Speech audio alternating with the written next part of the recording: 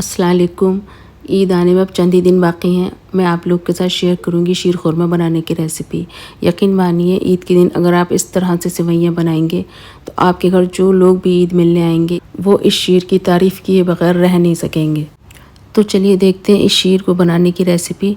लेकिन उससे पहले अगर मेरी रेसिपी आपको पसंद आती है तो प्लीज़ मेरे चैनल को सब्सक्राइब कीजिए और मेरी रेसिपी को लाइक कीजिए। सबसे पहले मैंने ज़ाफ़रान के कुछ स्टैंड्स लिए हैं, उनको नीम गर्म पानी में भिगो दिया है। इसको केसर भी बोलते हैं।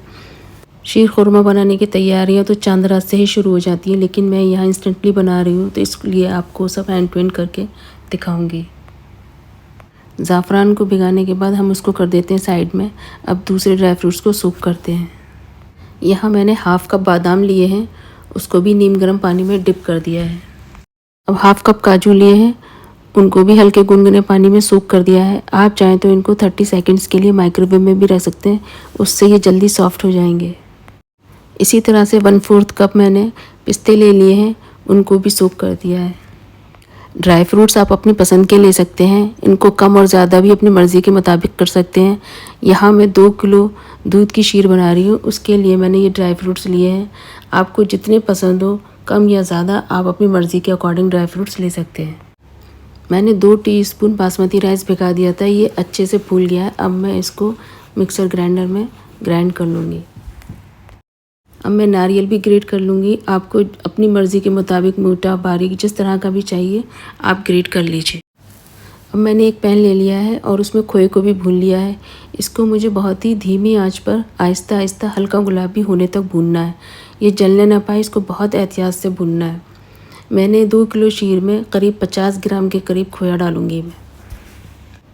देखिए कुछ इस तरह का गुलाबी रंग होना चाहिए। इसको ज़्यादा डार्क ना भूनिएगा, आपकी शीर का कलर इसी पर डिपेंड करता है कि आपने खोए का कितना कलर डार्क किया है। अब चलते हैं ड्राई फ्रूट्स की तरफ। जितनी देर में हमने ये काम किए इतनी देर में हमारे ड्राई फ्रूट्स सोख हो चुके होंगे। अब हम उनको पील कर लेते हैं। बादाम को मैंने लंबी लंबी स्लाइसिस में कट किया है। आप चाहें तो इन्हें ड्राई फ्रूट कटर की मदद से भी काट सकते हैं, लेकिन मुझे बादाम को इस तरह से स्लाइसिस में काटना अच्छा लगता है। अब हम इसी तरह से काजू को भी कट कर लेंगे। थोड़े काजू मैंने स्लाइसिस में कट किए हैं और थोड़े काजू को मैंने सिर्फ 2 हिस्सों में ही कट किया है ताकि देखने में और गार्निश करने में अच्छा लगे। पिस्तों को मैं ड्राई फ्रूट कटर की मदद से काटूंगी, क्योंकि मुझे इस तरह से ड्राई फ्रूट कटर में स्लाइस करना अच्छा लगता है। इस तरह से पिस्ते बहुत अच्छे स्लाइस होते हैं और बहुत पतली पतली इसकी स्लाइसेस बनती हैं। ऑलमोस्ट आधी से ज़्यादा तैयारी हम शीर बनाने की कर चुके हैं। अब मैं दूध बॉयल करने के लिए रखती हूँ। दूध में मैंने 3 छोटी इलायची डाल दी और बॉयल होने के लिए रख दिया है। आप चाहें तो इसमें इलायची पाउडर भी डाल सकते हैं। मेरे पास इलायची थी, लेकिन इसका मुँह खोल के डालना है आपको। दूध में उबाल आने के बाद मैंने धीमी आंच कर दी है, बिल्कुल सिम पर पकाया है मैंने दूध। 1.5 लीटर मैंने दूध कर लिया है, जबकि मैंने 2 लीटर दूध लिया था। इसको मुझे बहुत धीमी आंच पर पकाते रहना है। 4-5 छुहारे मैंने अच्छी तरह से वॉश करके इसमें मैंने ऐड कर दिए हैं और इसी के साथ दूध को पकाऊंगी। ईद पे जो शीर बनती है उसके छुहारे तो चांद रात को ही भिगो दिए जाते हैं और वो इसके साथ पकाए जाते हैं। अगर आपको दूध में भिगोने हैं तो ऐसे इट इज़ डाल दीजिए, और अगर आपको स्लाइसेस में कट न करना है तो आप इसको रात में पानी में भिगोइए और फिर छुहारों को काटिए, बहुत आसानी से कट जाएंगे। अब जो मैंने 2 चम्मच चावल भिगा के रखे थे उनको मैंने ग्राइंड कर लिया है, लेकिन मैं इसको पूरा ऐड नहीं करूँगी, बस 1 टीस्पून ही ऐड करूँगी। अब मैं दूध को धीमी आंच पर पकने के लिए छोड़ दूँगी ताकि इसमें ये चावल गल सके। ध्यान रहे हमें ज़्यादा ऐड नहीं करना है, पहले हमें थोड़ा ही 1 टीस्पून ही ऐड करना है, वरना हमारा दूध बहुत ज़्यादा गाढ़ा हो जाएगा। दूध को छोड़ दिया है हमने धीमी आंच पर और हम सेवइयाँ भुनने की तैयारी करते हैं। देखिए मैंने 50 ग्राम के करीब सेवइयाँ ले ली हैं। इसको मैंने हाथों से छोटे छोटे टुकड़ों में तोड़ दिया है।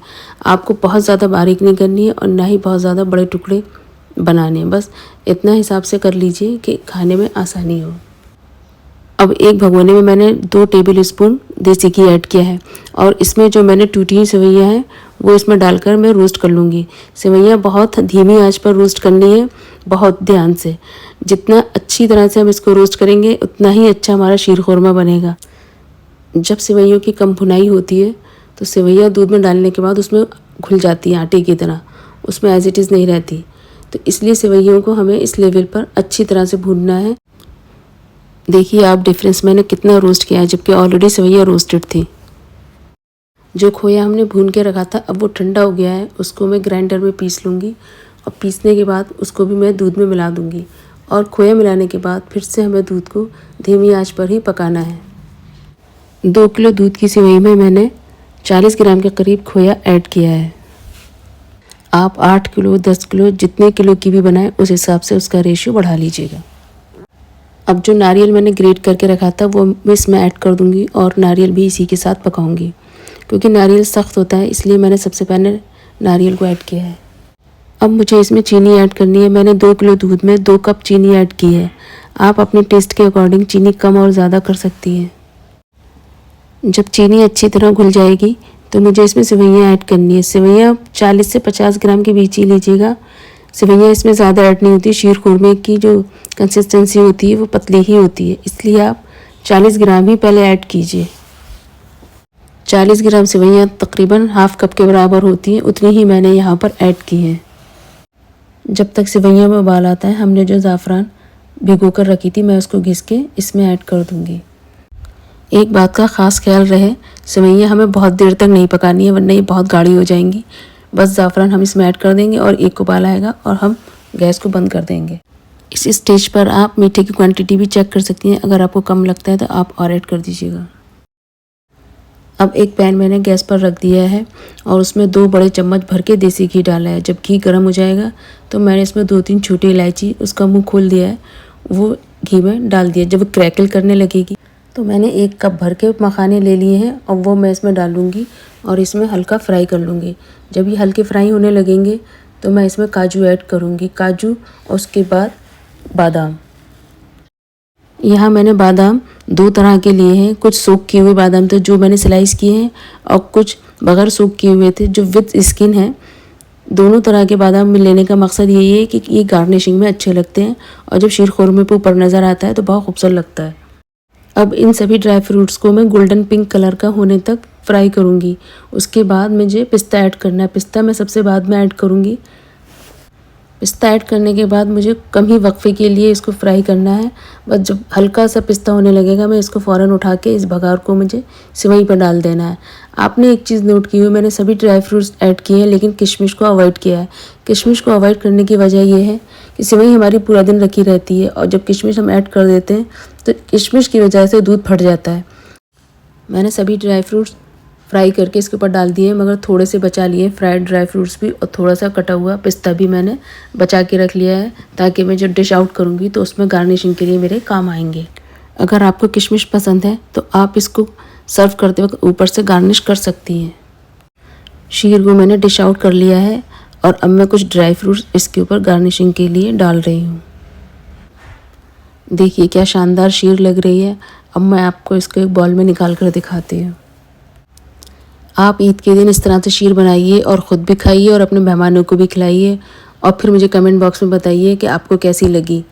अगर मेरी रेसिपी आपको पसंद आई हो तो प्लीज़ मेरे चैनल को सब्सक्राइब कीजिए और मेरी रेसिपी को लाइक कीजिए, शेयर कीजिए। Thank you.